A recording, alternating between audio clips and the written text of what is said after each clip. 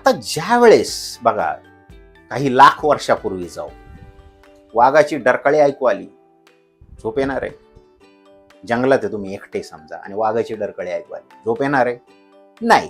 त्यावेळेस आपलं शरीर फाईट किंवा फ्लाईट रिस्पॉन्स मध्ये जाणार आहे. फ्लाईट म्हणजे पळून जाणे, फाईट म्हणजे मारामारी करणे किंवा लढणे.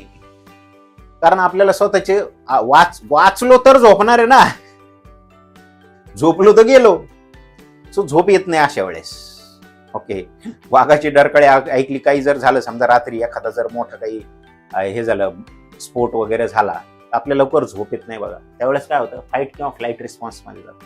हे रिस्पॉन्स अगोदर पण बघितलं आपण. ओके, ॲड्रेनल रश होतो, मेलेटोनियन म्हणजे आपली बॉडी तयार होते फाईटसाठी.